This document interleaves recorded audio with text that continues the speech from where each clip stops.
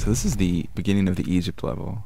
We were trying to sort of theme each of the chapters of Tomb Raider Anniversary around a sort of theme, and Egypt's theme sort of quickly turned into traps, became the sort of focus for the level. So this first area is trap-less as a sort of a soft lead into the level, but quickly we ramp up and have all sorts of nasties in this level to sort of thwart Laura at every sort of turn. In the original, this was pretty much the whole Egypt area was supposed to be themed around this one room, and the goal was we're going to put Sphinx in.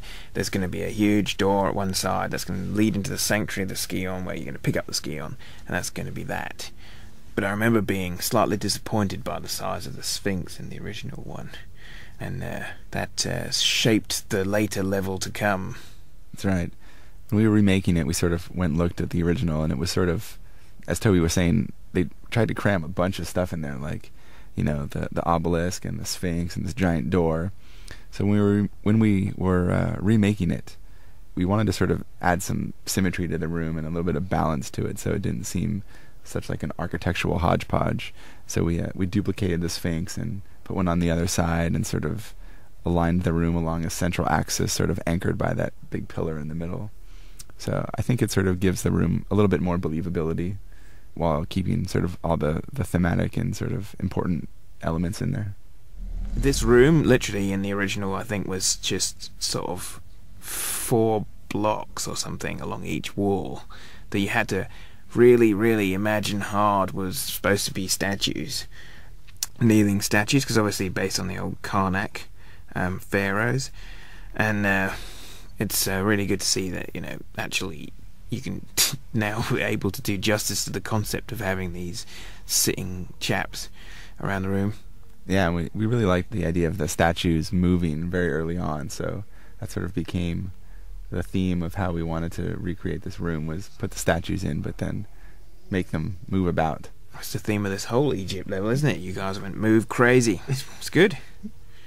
Right, so this area, sort of another one that we sort of did a good deal of repositioning of sort of the elements of the room to give the room sort of more symmetry and make it sort of feel and have a sort of a common theme to it. The original sort of had the Temple of Bastet, the Egyptian cat god, sort of off on the side from where you entered the room, and we really wanted to make that the focus this time. So we sort of shifted things around and put it right when you come into the room to sort of give you a more impressive reveal of the space. Other than that, we sort of have kept most of the theme of this area the same. Yes, it's pretty good because I think that Egypt, for the most part, was sort of the least sort of fictionally coherent of the levels, and the remake has actually really kept the spirit of the original while actually making it a lot more real. Originally, this was pretty bland area. It was just sort of an empty room, and then you worked your way up, and then there was another room with a bunch of sand in it. This was one of those state-changing rooms where sort of the entire room changed after you pulled some switch. In this case, the sand all fell down onto the bottom room. And actually, the cunning thing was both rooms changed, right? Oh, that's right, actually, yeah, because the top one isn't sand anymore. No.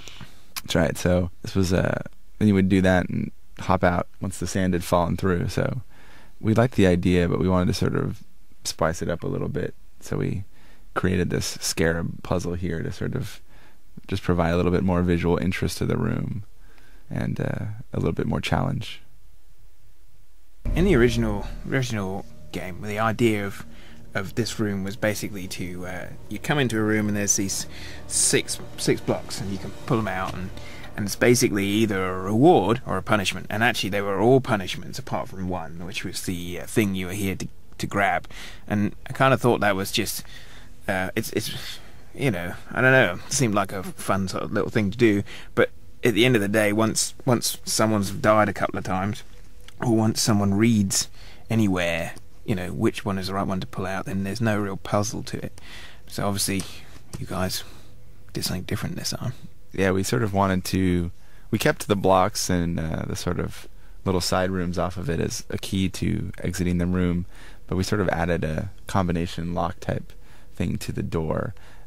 which sort of was our effort to both update the room and also to give fictionally sort of more meaning to actually getting through the room and getting into the next area, which is the big obelisk area. Sort of by making it more difficult to get into that area, it sort of gives more significance to the next part.